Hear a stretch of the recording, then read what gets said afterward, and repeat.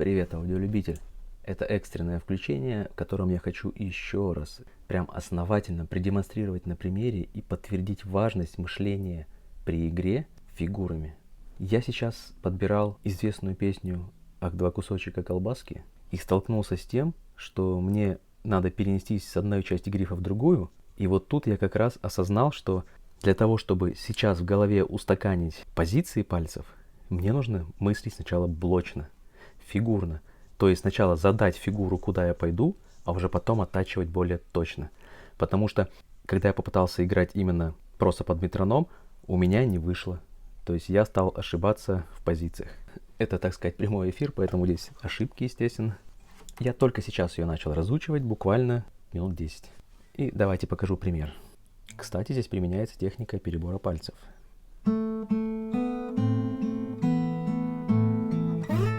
Вот это место. Смотрите. То есть мне надо вернуть сюда, поставить палец на четвертую струну и сыграть. То есть здесь надо блочно мыслить. Если я начну сейчас под метроном играть медленно, например,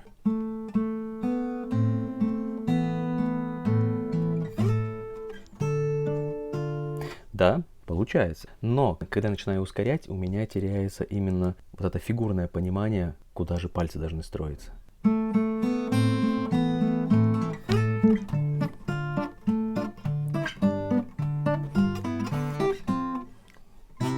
Еще раз.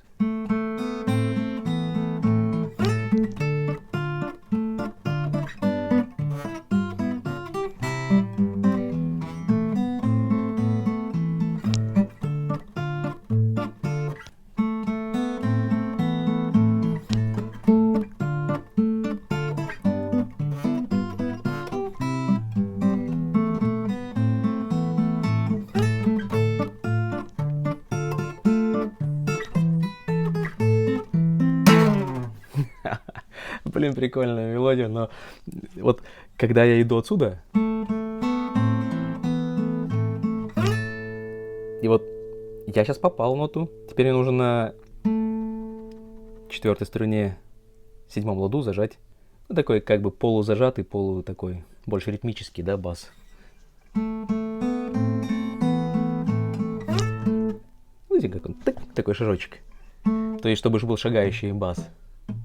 Та-та-та-та-та-та-та-та-та.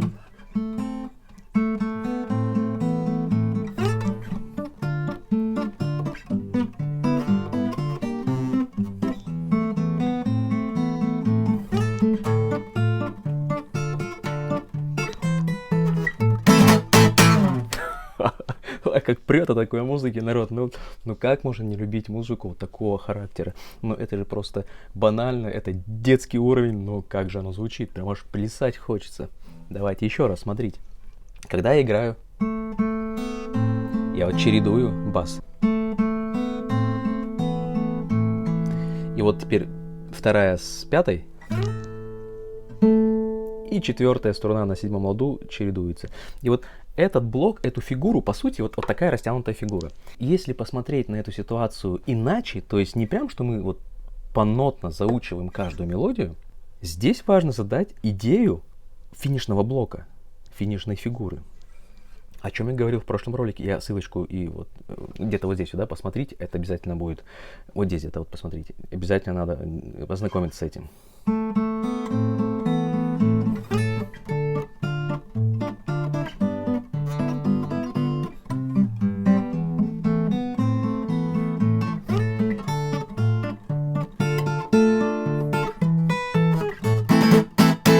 Кстати, а я записал помедленнее, конечно.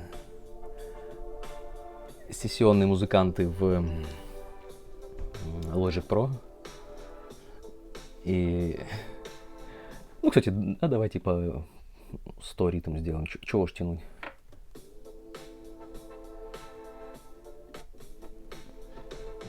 Итак, в конце. Это тебе.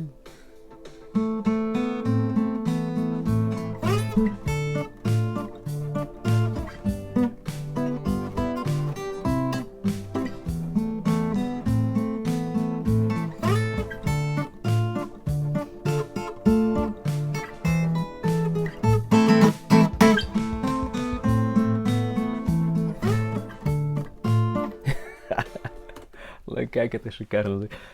Здесь фишка-то и красота не в сложности мелодии, а в том, что я это сделал сам, я это попробовал, и изначально это зарождение было такое. Я вчера у родителей был, и, в общем, дочка включила на фоне, рисовала и включила вот эту песню, и я взял гитару, там была гитара, я такой... И такой дочке говорю, слушай, вот эта вот фраза «ах, два это одна нота или две? Как ты думаешь? Она такая говорит, да вроде две, ну разных типа. А я такой, не работает, говорю, смотри, одна. И вот этот процесс затянул. То есть я начал изучать именно вот эту вот просто сольную партию.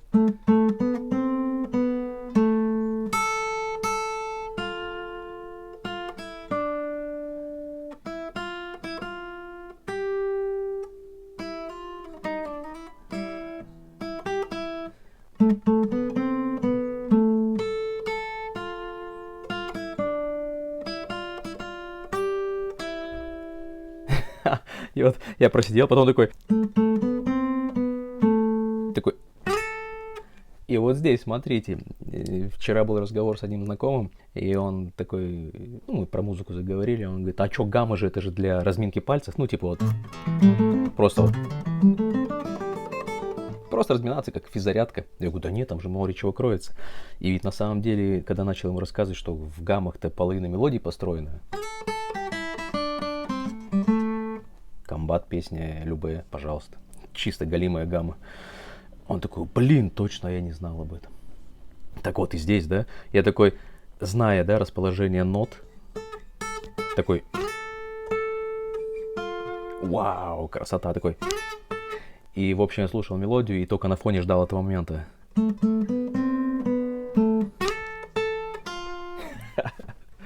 И, в общем, когда сегодня пришел с работы, думаю, блин, надо же вот теперь это же как-то попробовать соединить. И такой...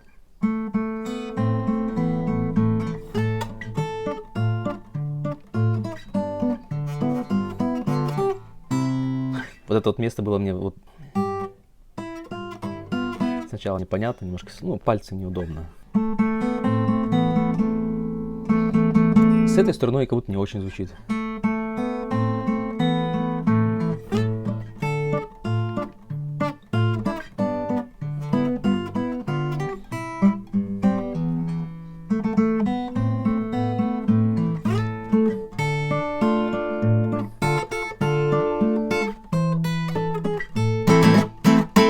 А вот это вроде или квинт, или кварт, и я сейчас могу ошибаться, посмотрю, потому что я только совсем недавно начал про это смотреть. Ну, например, на шестой струне и на пятой вот это вот вроде квинта. Ну, я говорю, это не для профессионалов ролик, если что, поправьте. Кварта или квинта. В общем, не важно. Но, в общем, это штука, которую тоже надо изучать, и я ее буду изучать дальше. Так что вот, на простом примере мне прям захотелось экстренно включиться и записать об этом ролик. Я даже не знаю, как его назвать теперь, потому что для продвижения YouTube это же надо. А вот с помощью Logic Pro вообще прикольно. Сейчас перематываю в конец. Верила тебе.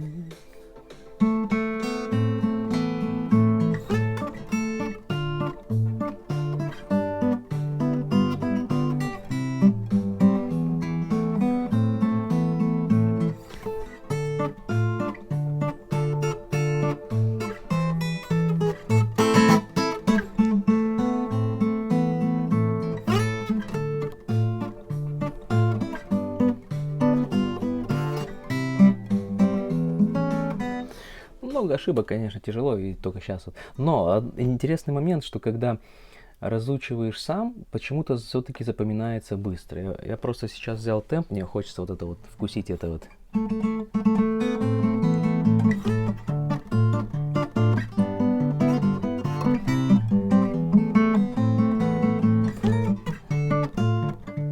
И запутался.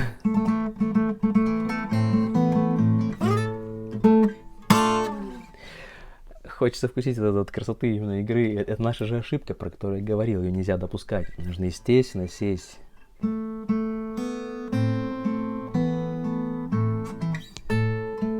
Блоки проработать. То есть я должен...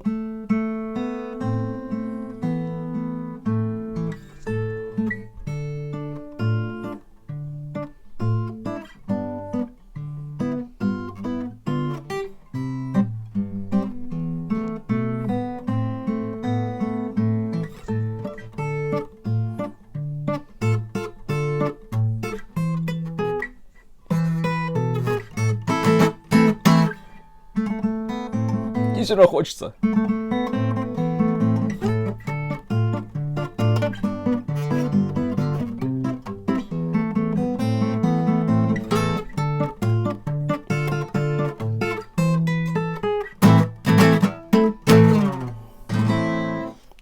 В общем, мораль этого видео. Во-первых, подбирайте, пытайтесь сами. Пусть это будет по одной нотке, неважно, хоть по половинке нотки. Подбирая, вы начнете мыслить интервалами, и вы начнете мыслить расстояниями. Я обязательно об этом сниму отдельный ролик, я уже приготовил для себя в планах. То есть я хочу рассказать, насколько важно даже на банальном уровне подбирать. Это сильно меняет. То есть ты вот на таком уровне долго подбираешь, пытаешься, потом раз, и у тебя резкий скачок. Небольшой, но в масштабах твоей жизни это может быть сумасшедший скачок. То есть, если обернуться назад и посмотреть до и после, ты можешь быть здесь, а может быть здесь. Это круто. Так что, возможно, скоро в шортсах запишу уже отработанную версию вместе с барабанами, с клавишами. Вот такое включение. То есть в этом ролике я хотел вам еще раз показать, что мыслите блоками. Блоками, фигурами. Как аккорды, так и ваши движения по грифу. Это голове дает уже понимание, куда двигаться. Вот так вот. Всем пока, спасибо за просмотр.